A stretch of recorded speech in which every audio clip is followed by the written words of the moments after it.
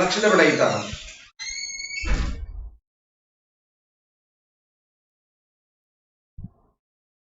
Heat of reaction, types of heat of reaction आपण पाहिलं बेटा. 3 प्रकारचे हीट ऑफ रिएक्शन आहे, बरोबर आहे. एक हीट ऑफ फॉर्मेशन है, दूसरा हीट ऑफ कंबशन है, और तीसरा जो है वो हीट ऑफ न्यूट्रलायझेशन. ठीक आहे. मी पहिले 2 पार्ट एक 5 मिनिटांमध्ये सांगतो आणि नंतर हीट ऑफ न्यूट्रलायझेशन मध्ये. ठीक आहे. आता पहा, लास्ट पिरियड आपण कोणता घेतला. सगळ्यात पहिले आपण घेतला heat of neutralisation, heat of formation या एन्थाल्पी ऑफ फॉर्मेशन म्हणा, डेल्टा एच एफ. ठीक आहे.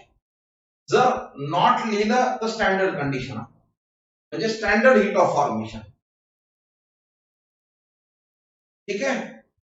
आता लास्ट पिरियड आपण काय पाहिलं नीट लक्ष द्या बेटा. फॉर एक्झाम्पल मी इथं आपण एक रिएक्शन केली NaCl, बराबर है. NaCl मैंने फॉर्म किया. NaCl हमने प्योर कंपाउंड फॉर्म किया उसके सॉलिड स्टेट में.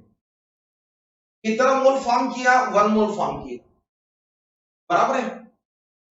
अब ये प्योर NaCl किससे फॉर्म किए? तो हमने लिया sodium in the form of solid और chlorine in the form of, हमने लिया था क्या? गैस. ये हुआ हीट ऑफ फॉर्मेशन. इसका मतलब क्या है? हमने 1 मोल कंपाउंड फॉर्म किए उसके कॉन्स्टिट्यूएंट एलिमेंट से, सोडियम और क्लोरीन से, लेकिन वो कौन से स्टेट में? वो भी उनके स्टैंडर्ड स्टेट में, बराबर है. 1 मोल ऑफ NaCl फॉर्म किया, सोडियम का स्टैंडर्ड स्टेट सॉलिड है, क्लोरीन का स्टैंडर्ड स्टेट गैस है, बराबर है. इसी का नाम है हीट ऑफ फॉर्मेशन. कोई भी सब्सटेंस फॉर्म करो. फॉर एग्जांपल चलो मैंने यहां लिया acetic acid. Acetic acid 1 mole form किया. चलो acetic acid in the form of liquid है. It is obtained from its constituent element in their standard state. Carbon की स्टैंडर्ड स्टेट कौन सी है? तो यहां सॉलिड है, वो एलिमेंटल फॉर्म में. यहां भी हाइड्रोजन हमने एलिमेंटल फॉर्म में लिया. एलिमेंटल फॉर्म म्हणजे त्याच्या नॅचरल स्टेट मध्ये आलं इथं. आणि त्याच्यानंतर घेतला आपण ऑक्सिजन, हा पण इन द फॉर्म गॅस. आता हा तयार होताना बेटा, हे 1 मोल तयार होताना एक तर हीट इवॉल्व होईल नाहीतर ऍब्सॉर्ब होईल, बरोबर है. यहां हमने देखा कि सर NaCl का हीट ऑफ फॉर्मेशन जो है -411 है. कल हमने देखा कि सर हमने HF फॉर्म किया, बराबर है. सॉरी HI फॉर्म हमने क्या फॉर्म किया 1 मोल. किससे फॉर्म किया? उसका कॉन्स्टिट्यूएंट एलिमेंट हाइड्रोजन है और यहां आयोडीन है. ये half H2 in the form of gas है, ये भी हाफ H2, राइट है. लेकिन यहां डेल्टा H फॉर्मेशन कितना है? तो 26 है, 26 पॉइंट समथिंग है. इसका मतलब यहां एक्सोथर्मिक प्रोसेस है, यहां एंडोथर्मिक प्रोसेस, राइट है.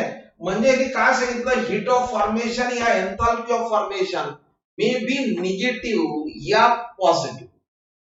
अरे तयार करायला ना आपण 1 मोल सबस्टन्स तयार करायला, कोणताही करा 1 मोल तयार करा.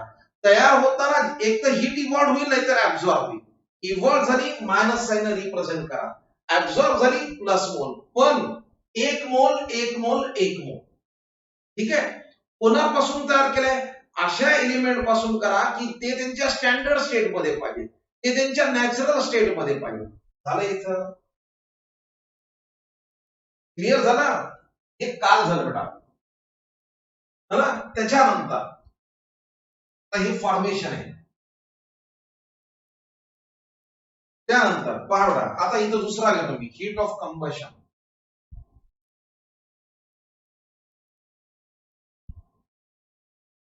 डेल्टा H0C किंवा स्टँडर्ड हीट ऑफ कंबशन.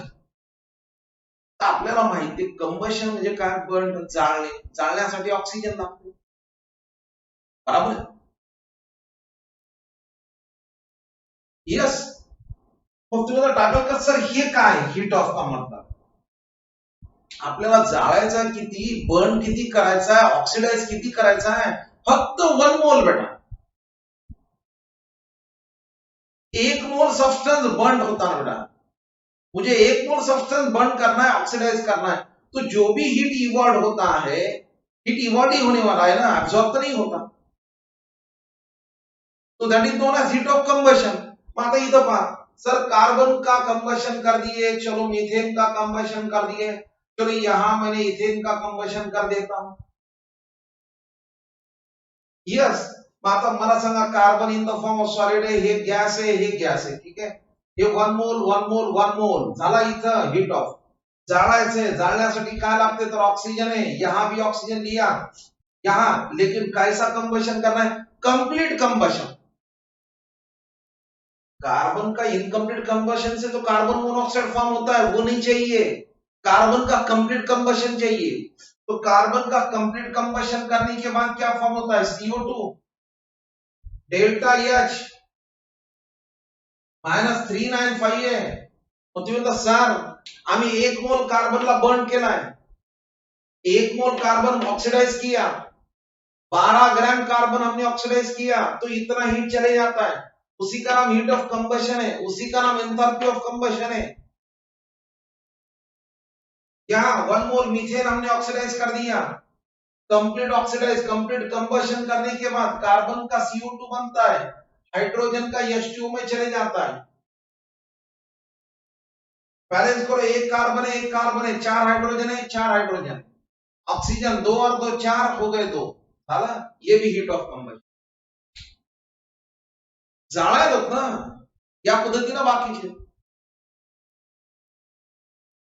आता कोणी असं म्हणलं सर ये क्या है, N2 plus O2 gives 2NO, delta H is equal to plus 180।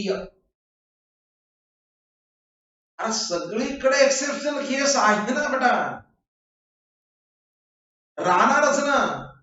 तर यहाँ कंबशन एक्सोथर्मिक, यहाँ एक्सोथर्मिक, यहाँ एक्सोथर्मिक, ये केस में, अरे सर नाइट्रोजन का जब हम कंबशन करते तो वो एक्सेप्शनल केस है, 1 mole of nitrogen combustion KIA तो वो एंडोथर्मिक प्रोसेस है, ये एक्सेप्शनल केस है। क्लियर? यस, एंडो हमेशा एक्सो है, ये रिएक्शन छोड़ के हमेशा, बरोबर आहे। बरं, अजून एक तुम्हाला सांगितलं मी, पण सर या हीट ऑफ कंबशनचा फायदा कशासाठी आहे, फायद्याला आलो ना आपण। आता पहा ना, आपण जे फूड मटेरियल घेतो, खातो, कार्बोहायड्रेट्स, बरोबर आहे की नाही, आपण म्हणतो की नाही सर माझी एवढी कॅलरी एनर्जी रिलीज झाली, बरोबर आहे की नाही, कार्बोहायड्रेट्स। किंवा आपण गाड्या वापरतो बेटा, त्या गाड्यामध्ये आपण काय करतो, तो फ्युएल टाकतो, बरोबर आहे, पेट्रोल डिझेल काय ते, बरोबर आहे की नाही। अरे वा, किती जळालाय, किती हीट प्रोड्यूस झाली, मला मोजावं तर लागल, मग ते कशाने, ते हीट ऑफ कंबशन। जर मी 1 ग्रॅम पेट्रोल घेतलं, 1 ग्रॅम सबस्टन्स घेतला, मग 1 ग्रॅम पेट्रोल घ्या, 1 ग्रॅम कार्बोहायड्रेट्स घ्या, आणि याचं कंबशन केल्यानंतर जी हीट प्रोड्यूस होती बेटा, त्याला म्हणायचं कॅलरिफिक व्हॅल्यू। म्हणजे कॅलरिफिक व्हॅल्यू कधी येते, जेव्हा तुम्ही 1 मोल घेणार का कंबशनला, नाही, किती घेणार तुम्ही, 1 ग्राम घेणार। या हमने 1 मोल लिए, 1 मोल कार्बन बोले तो कितना, 12 ग्राम, 1 मोल ऑफ मीथेन बोले तो कितना, 16 ग्राम, बराबर है। 1 मोल ऑफ इथेन बोले तो 12 12 24 6 28 ग्राम झालं। अरे एंट्रेंस में तुम्हारा कितनी सोपे क्वेश्चन है, 12 ग्राम के लिए इतना हीट इवॉल्व होता है, तो 24 के लिए कितना, 4 के लिए कितना, 3 के लिए कितना, यही तो क्वेश्चंस है, येणार आहेत ना संध्याकाळच्या बॅचला, ठीक आहे। आता पुढे इथपर्यंत काही प्रॉब्लेम, 2 टाइप क्लिअर झाल्या तुमच्या, जरा आता तिसरा टाइप। आता मला सांगा, हे नंतर पाहू हीट ऑफला, हीट ऑफ म्हणजे परत 1 मोल आहे, ठीक आहे। आता आपल्याला सगळ्याला माहिती आहे की न्यूट्रलायझेशन काय, sir acid reacts with the base giving salt and water, the process is known as neutral, ठीक आहे। पहा, तुम्ही एक्सपेरिमेंट सुद्धा करू शकता बेटा, काय एक्सपेरिमेंट करू शकतात पहा, नीट लक्ष द्या। एका बीकर मध्ये पहा बेटा, HCl घ्या, एक्वियस, ठीक आहे, एक्वियस HCl पहा, न्यूट्रलायझेशन, ठीक आहे. आणि दुसऱ्या एका बीकर मध्ये एक्वियस काय घ्या, NaOH, बरोबर आहे. आता तुम्ही जेव्हा या दोघांची रिॲक्शन करताल बेटा, जेव्हा तुम्ही हे ऍड करताल, बरोबर आहे, यस, गुड बेटा, जेव्हा तुम्ही हे ऍड करायला न्यूट्रलायझेशन मध्ये, आता इथं होते काय पहा बेटा, जसं तुम्ही NaOH HCl मध्ये ऍड करायला सुरुवात केली, इमीडिएटली रिएक्शन स्टार्ट हुआ, इतना फास्ट रिएक्शन होता है, फ्रैक्शन ऑफ सेकंड मध्ये रिएक्शन होते. Neutralisation is a very fast reaction. आपण त्याची स्पीडच कॅल्क्युलेट करू शकत नाही. पुढे आहे केमिकल काइनेटिक्स मध्ये, इतना फास्ट रिएक्शन होता है, बराबर है. दूसरी बात, जैसे हमने ये इसमें ऐड कर दिया और हमने अगर यहां ऑब्जर्व कर दिया, यार जर अपन इधर हाथ लावला कि सर ये गर्म हो रहा है, इसका मतलब है अंदर से क्या हो रहा है, हीट इवॉल्व हो रहा है. यस, म्हणजे एक्सोथर्मिक रिएक्शन है. न्यूट्रलायझेशन हमेशा एक्सोथर्मिक रिएक्शन है बेटा. पण अजून एक क्वेश्चन मी विचारतो, मला सांगा मी कुठल्या टेम्परेचरची कंडिशन घेतली का, मी कुठल्या प्रेशरची कंडिशन घेतली का. एका बीकर मध्ये HCl घेतलंय आणि दुसऱ्या बीकर मध्ये ऍड केलंय बेटा HCl. मला तुम्ही सांगा, कंडीशन है नहीं है, रिएक्शन स्पॉन्टेनियस या नॉन स्पॉन्टेनियस है.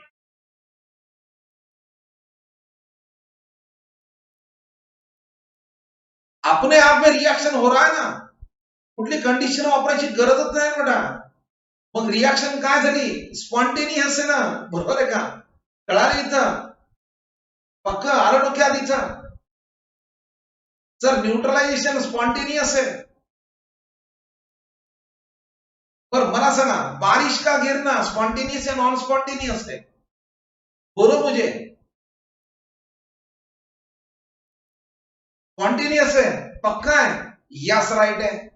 अब चला अजून पुढे मी सांगतो, पुढे थर्मोडायनामिक्स यही तो बोलने वाला है. स्पॉन्टेनियस रिएक्शन मुझे बात बताओ, बारिश का गिरना स्पॉन्टेनियस रिएक्शन है. स्पॉन्टेनियस रिएक्शन में क्या होता है सर, एनर्जी कम होते जाता है. पहा ना, पाऊस पडायला आहे, potential energy is equal to mgh, m constant, m पाण्याचा ड्रॉप, g कांस्टेंट, हाइट कम हो रहा है, बराबर है. यस सर, बारिश का गिरना स्पॉन्टेनियस है, तो स्पॉन्टेनियस प्रोसेस में एनर्जी इंक्रीज हो रहा है या डिक्रीज. सर एनर्जी कम हो रहा है, कम हो रहा है, इसका मतलब एक्सोथर्मिक या एंडोथर्मिक है. एक्सोथर्मिक वही केस है सर, मैंने एक बीकर में एसिड लिया, उसमें NaOH ऐड कर दिया, सर अपने आप रिएक्शन स्टार्ट हुआ, एक्सोथर्मिक रिएक्शन. और वो शुरू करा रातपासून. जो नेचुरल प्रोसेस है वो स्पॉन्टेनियस प्रोसेस है, स्पॉन्टेनियस प्रोसेस में एनर्जी कम होता है, इसलिए केमिस्ट्री में उसको एक्सोथर्मिक रिएक्शन बोलते हैं.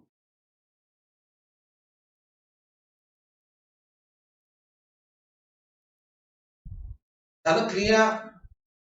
पण हे सगळ्यासाठी खरं नाही आहे, सगळ्यात नाहीये. हा, एक प्रॉब्लेम येते, पुढे सांगणार येणार आहे ते. पहा, यहाँ पे प्रॉब्लेम आहे, झालं इथं. आता इथं यांनी काय सांगितलं पावडा, न्यूट्रलाइजेशन एक्सोथर्मिक तो है, कितना हीट इवॉल्व होता है. अगर हमने स्ट्रॉन्ग एसिड लिया एंड स्ट्रॉन्ग बेस लिया, ये दोनों का अगर हमने न्यूट्रलाइजेशन कर दिया, या दोघांचं जर आपण न्यूट्रलाइजेशन केलं बेटा, तर लक्षात ठेवा किती हीट इवॉल्व होती. तर त्यांनी इथं दिलेली आहे ही हीट, ऑलवेज हीट कॉन्स्टंट आहे, ती किती आहे तर -57.3 किलो जूल. कॉन्स्टंट व्हॅल्यू म्हणजे heat of neutralisation of strong acid and strong base always remains constant. अगर आपने स्ट्रॉन्ग एसिड लिया, स्ट्रॉन्ग एसिड कौन सा, चलो HCl, HNO3, H2SO4, ये स्ट्रॉन्ग एसिड है। अगर आपने बेस लिया अल्कली ग्रुप है, चलो NaOH, KOH ये लिया तो ये स्ट्रॉंग बेस है। आता या दोघांची कोणाची जरी तुम्ही रिएक्शन केली बेटा, कोणाची जरी रिएक्शन केली तर त्याची डेल्टा H ची व्हॅल्यू ऑलवेज काय बदलणारच नाही। एक तर -57.3 म्हणा, या आप ऐसा भी बोल सकते हैं -13.7 मेरे ख्याल से किलो कैलोरी कुछ तो भी है, फिर भी एक कोणती लक्षात।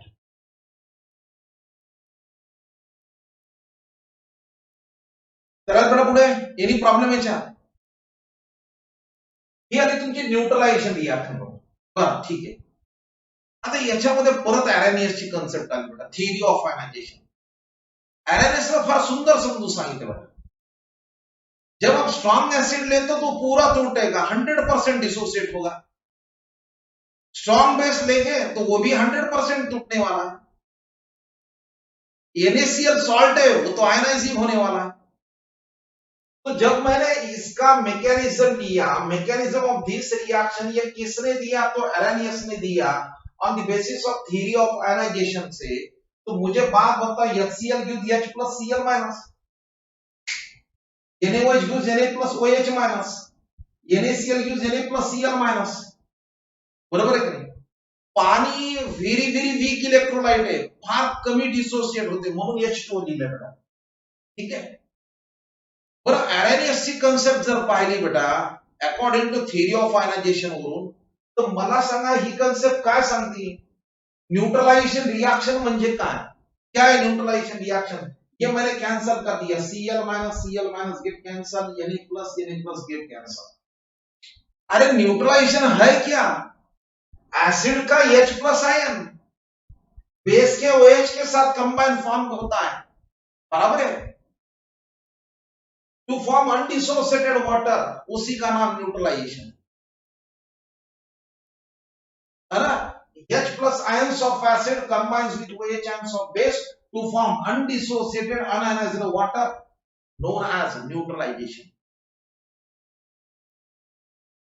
Yes. कोई बोलेगा सर ICV डेफिनेशन है, पर न्यूट्रलाइज किती व्हायले पहा, किती सुंदर दिले। जर 1 मोल H प्लस घेतला तर OH सुद्धा किती घेणार बेटा आपण? किती सुंदर सांगितले पहा, आपण OH सुद्धा किती घ्यायला बेटा? झाला neutralise. 1 mole H plus ion is neutralised by, 1 mole को कौन न्यूट्रलाइज करने वाला है?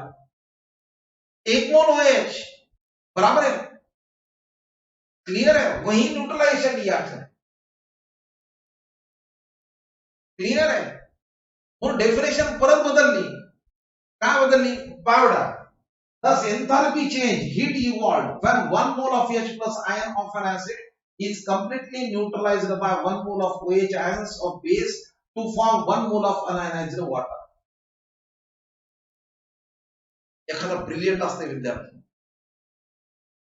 सर मी जर ऍसिडचे 2 मोल घेतले आणि बेसचा एकच मोल घेतला OH,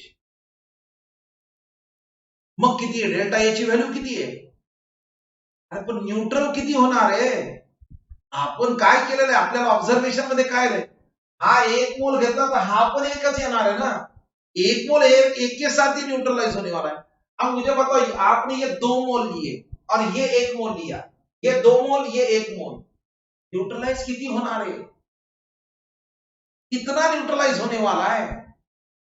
न्यूट्रल, यस राइट, एक ही न्यूट्रलाइज होने वाला है, तो डेल्टा H का वैल्यू इतना ही है, बस खत्म।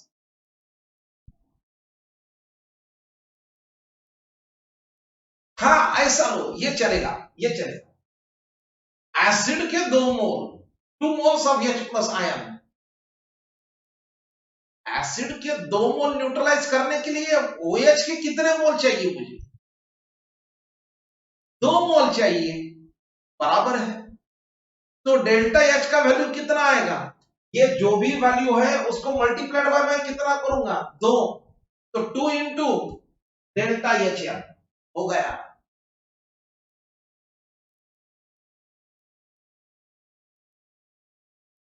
मैंने अगर 3 मोल H प्लस आयन लिए, 3 मोल्स एसिड के लिए, 3 मोल्स बेस के लिए तो न्यूट्रलाइज यस 3 हो रहे। तो मुझे बात बताओ यहां वैल्यू कितना, -57.3 इंटू 3।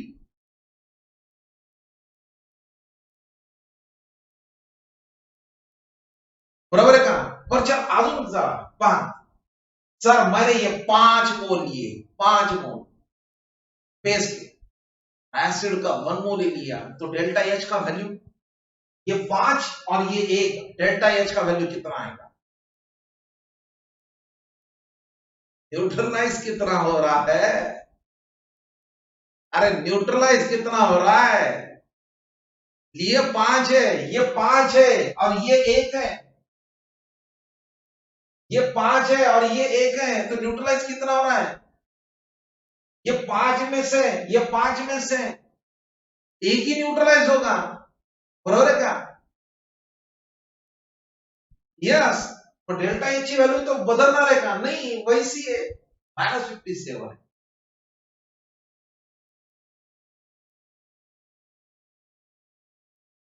अब ये तो पक्का हुआ heat of neutralisation of strong acid and strong base always constant, always हमेशा कांस्टेंट है। ये formula delta H heat of neutralisation, delta H ionisation plus delta H H plus and OH minus, ये लिया यहां -57। पर स्ट्रॉन्ग एसिड ना, but for strong acid है ना, यहां लिखता हूं बट फॉर स्ट्रॉन्ग एसिड है ना and strong base delta H ionisation is equal to 0, इसलिए heat of neutralisation is equal to -57.3। Clear है? Any problem? अच्छा चलो, और सर अगर हमने यहां स्ट्रॉन्ग एसिड और स्ट्रॉन्ग बेस के जगह हमने एसिड चेंज कर दिया, एक तर एसिड किंवा बेस या दोघांपैकी मी एक वीक घेतला, दोनों में से एक मैंने वीक लिया, वीक एसिड या वीक बेस, दोनों में से, तो डेल्टा एच का वैल्यू कितना आएगा? डेल्टा एच ची व्हॅल्यू लक्षात ठेवा 57 पेक्षा कमी येते, 57 पेक्षा म्हणालो। हे साइन काय, हे माइनस साइन काय सांगते? हीट गेलेली सांगते बेटा, आलं लक्षात? 57 पेक्षा कमी येते व्हॅल्यू, मग 56, 53, 50, 51, 52 या पद्धतीने लक्षात ठेवा।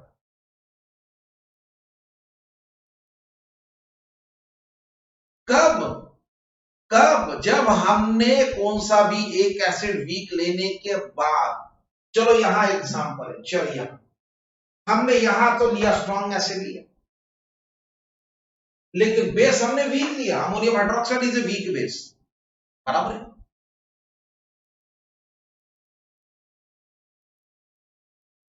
अब ये रिएक्शन लेने के बाद ये ऑब्जर्वेशन में आया, अरे ये तो वैल्यू इतना है, 57 से कम है, एक्सोथर्मिक है, न्यूट्रलाइजेशन तो एक्सोथर्मिक है, कोई प्रॉब्लम ही नहीं उसमें, लेकिन वैल्यू कम क्यों आया? 57 से कम क्यों आया? कितना कम आया सर? इतना अरे वैल्यू चुकली का है या दोघांचा डिफरन्स किती आहे? 57 पॉइंट आणि 51.5, दोघांचा डिफरन्स पहा बरं किती आहे?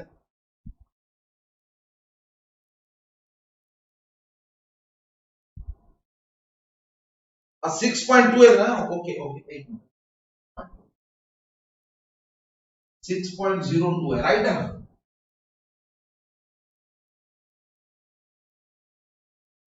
6.53, हाँ एक मिनट, 6.2 करो, बराबर है कि नहीं?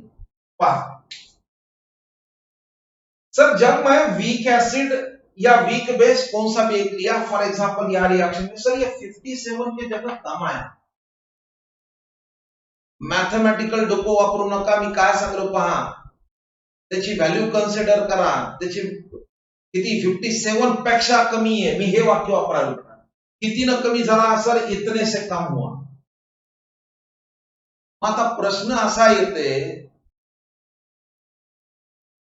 सर इतना हीट क्यों कम हुआ, 6.2 कम क्यों हुआ जब हम वीक बेस लेते, कशामुळे? तर लक्षात ठेवा रिझन काय. या केस मध्ये काय झालं बेटा, हा 100% आयोनाइज व्हायला. या केस मध्ये काय झालाय, हा 100% आयोनाइज व्हायला. कशामुळे? हा स्ट्रॉंग ऍसिड या स्ट्रॉंग बेस, पण हा वीक आहे, बरोबर आहे की नाही. मग आता होते का पहा बेटा, न्यूट्रलायझेशनला रिएक्शन मध्ये हीट किती इव्हॉल्व झाली बेटा, न्यूट्रलायझेशन मध्ये एवढी हीट इव्हॉल्व होती, बरोबर आहे की ना. पण त्या इव्हॉल्व हीट पैकी कुछ जो हीट है इसमें से थोड़ी हीट, कितना, इतना हीट मुझे इसको आयोनाइज करने के लिए जाना, मला त्याला पहिले आयनच्या फॉर्म मध्ये न्यावं लागेल ना, पण नेण्यासाठी काय करावं लागेल, मला त्याला थोडा हीट द्यावा लागेल. कशामुळे? सर ये वीक है, बराबर है. तो जब हम वीक एसिड या वीक बेस लेते हैं तो उसका डेल्टा एचएन का वैल्यू 57 से कम है. क्यों कम है? क्योंकि उतनी एनर्जी हमको उसको आयोनाइज करने के लिए जाती है. इसलिए heat of ionisation, ionisation is endothermic process, ये प्लस साइन है. झालं इथं लक्षात आलं. समजा मी दुसरं एक्झाम्पल घेतो, चला अजून एक एक्झाम्पल घेतो. पहा, एसिटिक एसिड एक्वियस, यहां लेता हूं NaOH, aqueous, weak acid, strong base. मला सांगा काय तयार झाला, सोडियम ऍसिटेट झाला इथं, प्लस H2O. मला सांगा याची व्हॅल्यू डेल्टा HN ची, ही पण न्यूट्रलायझेशन आहे, राईट आहे. ही व्हॅल्यू किती आहे, मायनस 55.23 किलो जूल आहे, बराबर आहे.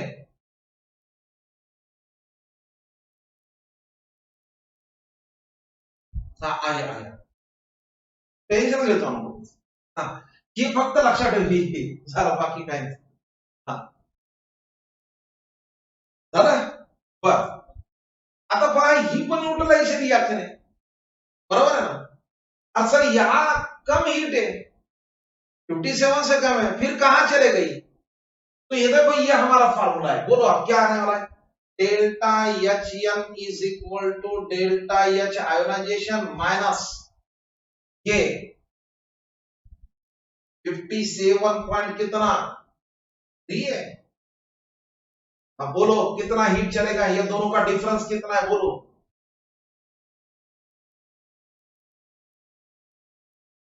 कितना है दोनों का डिफरेंस, 2.07 है. आप बोलो ये वैल्यू कितना, तो 2.07 आयोनाइजेशन माइनस 57.3 है. आ गया हमारा आंसर, बरोबर है.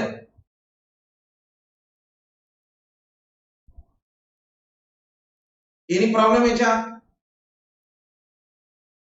झालं क्लिअर इथं. आता हे तर आपण इथं पक्क लिहिलंय, असं परफेक्ट लिहिलंय.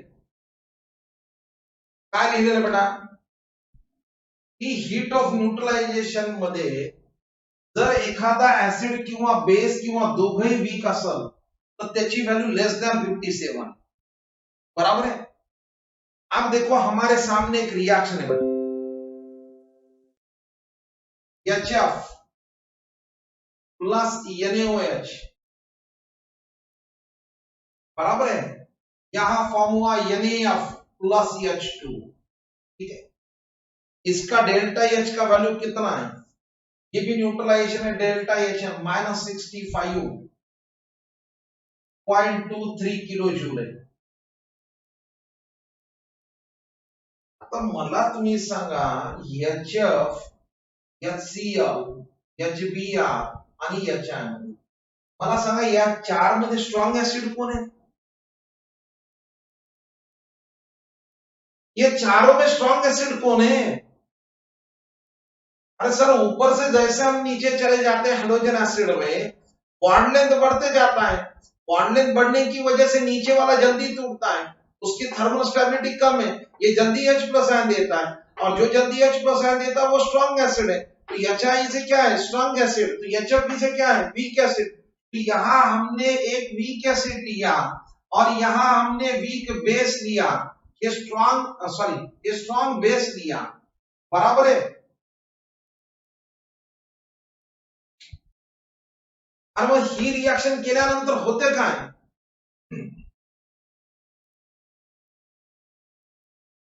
बरं, ही रिएक्शन केल्यानंतर होते काय? सर, ही व्हॅल्यू कस काय वाढली? क्या रीजन आहे?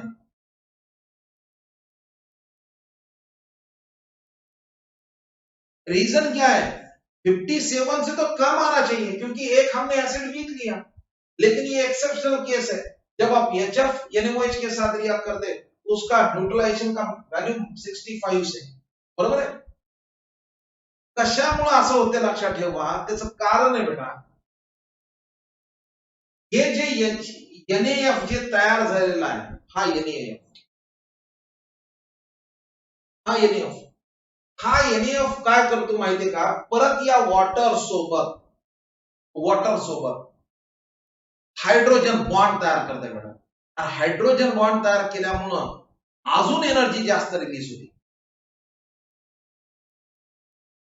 आलं इथं काय म्हणाल ते? हिट ऑफ न्यूट्रलाइजेशन जो है वो 57 ही है, कोई प्रॉब्लम नहीं है, लेकिन 57 से ज्यादा क्यों है? कि सर ये अंदर बाद में इसके साथ कंबाइन होके क्या करता है? हाइड्रोजन बॉन्ड फॉर्म करता है। हाइड्रोजन बॉन्ड फॉर्म करने की वजह से बॉन्ड जेव्हा तयार होते तेव्हा अजून एनर्जी रिलीज होती, म्हणून त्या केस आहे। म्हणून लक्षात ठेवा, ही एक्सेप्शनल केस आहे। त्या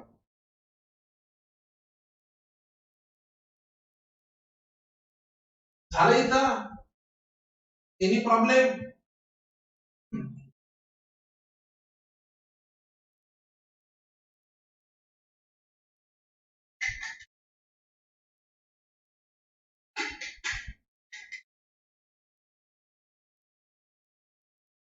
आता हे पूर्ण लिहिलेलं आहे, हे काय पाहू, नीट लक्ष द्या,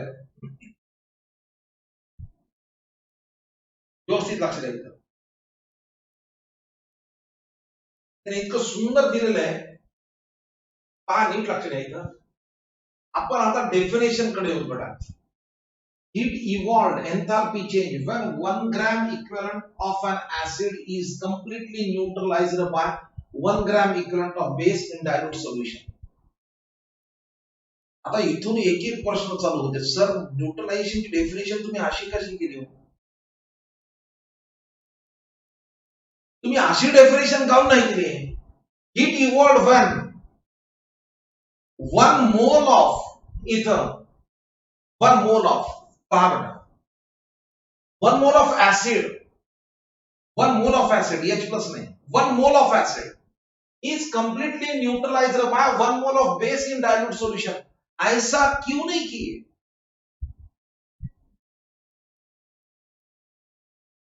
वाक्य पहा, मी परत एकदा सांगतो, ऐसा डेफिनेशन क्यों नहीं किए? 1 mole of acid is completely neutralized by 1 mole of base, ऐसा क्यों नहीं लिए? आपने 1 gram equivalent of an acid क्यों लिए?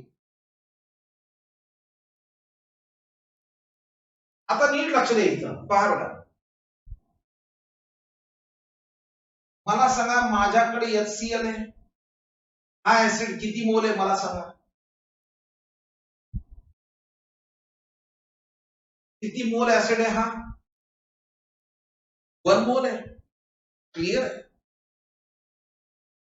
बरोबर आहे का? पहा, आलं इथं?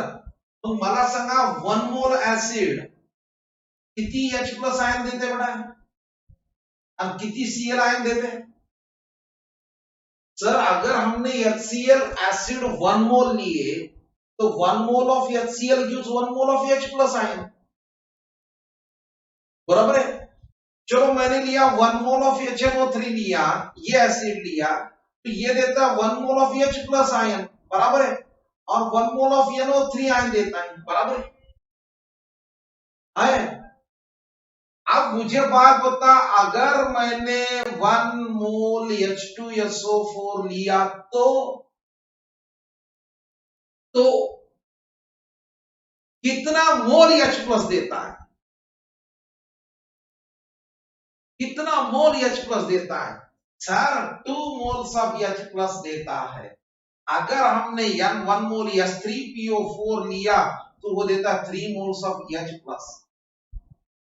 बरोबर आहे का? पहा, मग मला सांगा ही डेफिनेशन बरी दिसणार आहे का? 1 mole of an acid is neutralised by 1 mole of base, नहीं है। लक्षात आलं मी काय म्हणलं ते?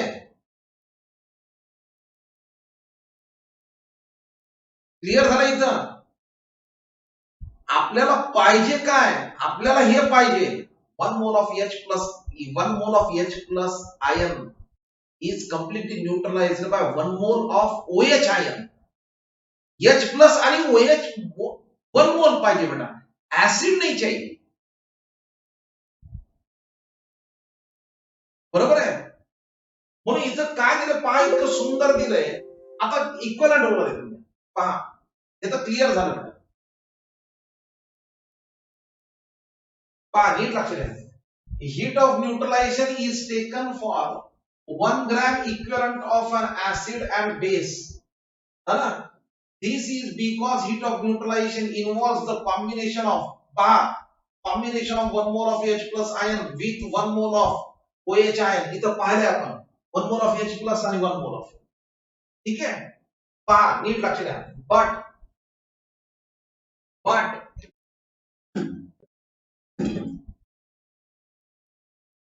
but 1 mole of an acid on complete dissociation may not give 1 mole of H plus ion। तीनच असं थोडकीच आहे, HCl 1 H प्लस देते, H2SO4 2H देते। म्हणून त्यांनी काय दिलेले 1 mole of H2SO4 on complete dissociation use किती देते?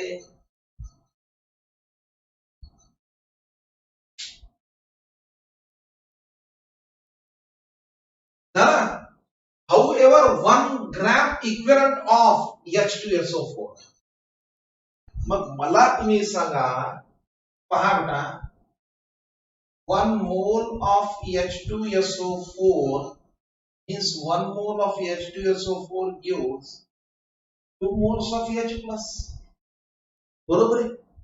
मग इथं साधं डोकं वापरा, आपल्याला पाहिजे 1 मोल H प्लस। मग 1 मोल H प्लस म्हणजे H2SO4 किती मोल? 1 मोल का हाफ मोल?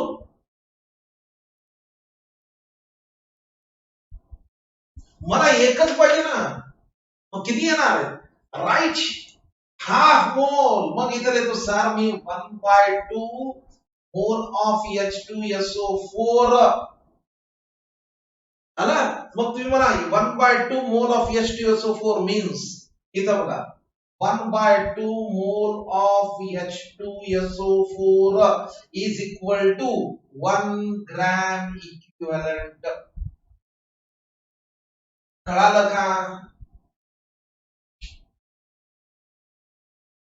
एक H प्लस आयन कधी देईल? जेव्हा तुम्ही 1 ग्रॅम इक्विव्हॅलंट घेता।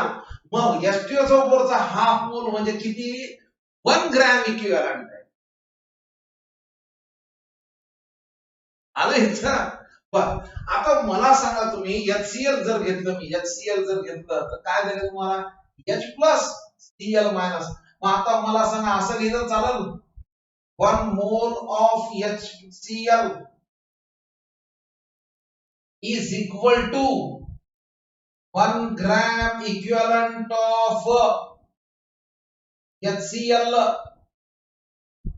जमतंय? काही फरक पडत नाही ना।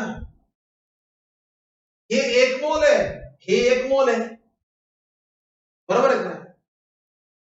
अरे जे ऍसिड किंवा जे base 1 mole H plus ion देते किंवा 1 मोल ऑफ OH आयन देते, तो काय झाला? 1 ग्रॅम इक्विव्हॅलंट झाला।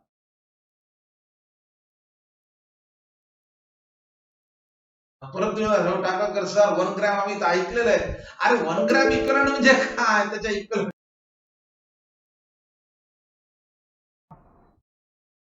काही प्रॉब्लेम याच्यात आता, any problem?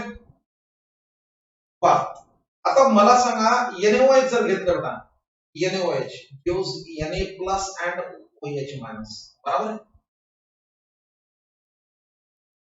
1 mole of NaOH gives 1 mole of OH ion, कोई प्रॉब्लम नहीं है, बराबर है? अरे जो base 1 mole of OH ion देते तो काय झाला 1 ग्रॅम इक्विव्हॅलंट, ठीक आहे?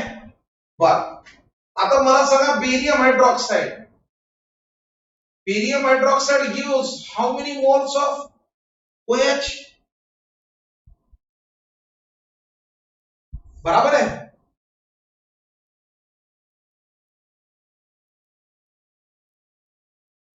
राइट है का? आता ब्लर ब्लर ब्लर येणार का?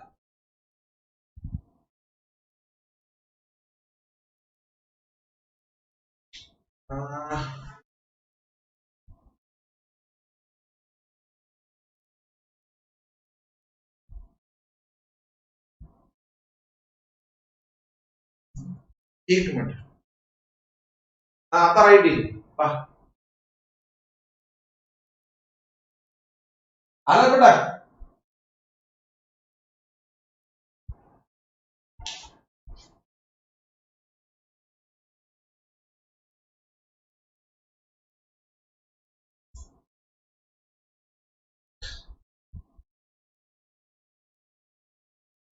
बरं जाऊ द्या, आवाज यायला ना?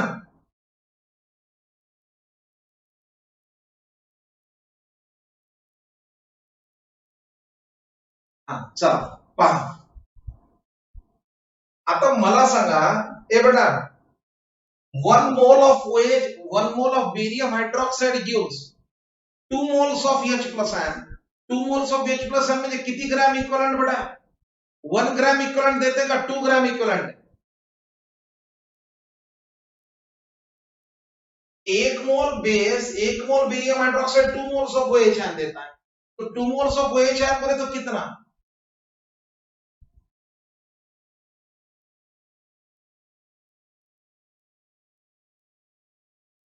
टू ग्राम इक्विवेलेंट, बराबर है ना?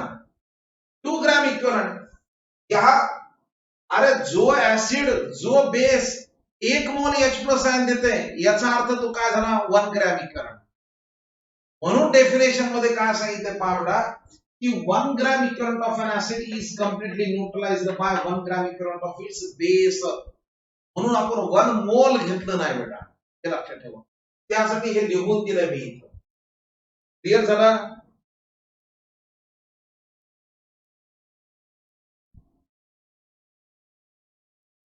Any problem? झालं का क्लिअर? बर आता मला सांगा 1 ग्रॅम इक्विव्हॅलंट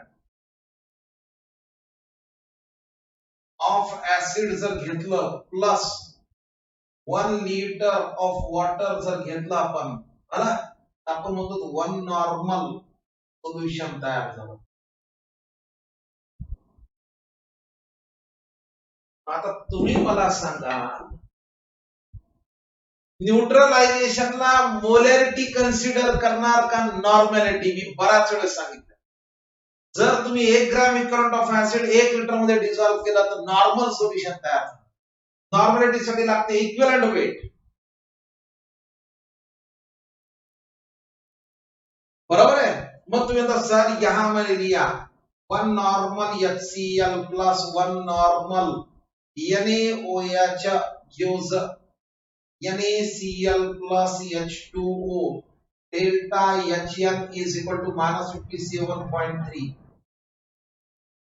अगर मैंने लिया 2 normal HCl, 2 normal HCl plus 2 normal NaOH अगर लिया न्यूट्रलाइजेशन में, तो delta HN is equal to into minus 57.3. ठीक है?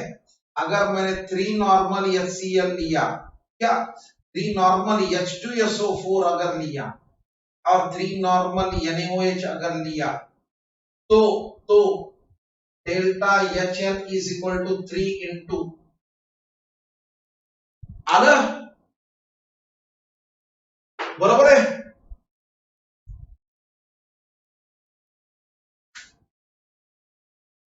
क्लियर है का? Any problem?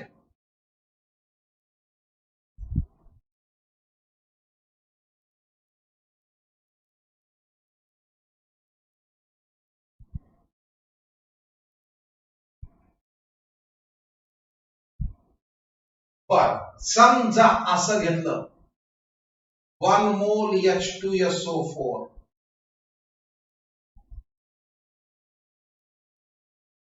NaOH, delta HN का वैल्यू कितना? मग आपण बोलतो सर नॉर्मलिटी पाहिजे. अरे 1 मोल H2SO4 म्हणजे किती आयन्स बेटा? कितने आयन्स देता है? 1 मोल H प्लस म्हणजे H2SO4 2H प्लस है, राइट है? ये तो एक ही देने वाला है, 1 मोल ऑफ OH है. न्यूट्रलाइज कितना हो रहा है? कितना न्यूट्रलाइज हुआ है? लिए 2 मोल, लेकिन न्यूट्रलाइज कितना होगा? एक के साथ, बरोबर है ना? एक के साथ होगा क्योंकि ये एक ही है.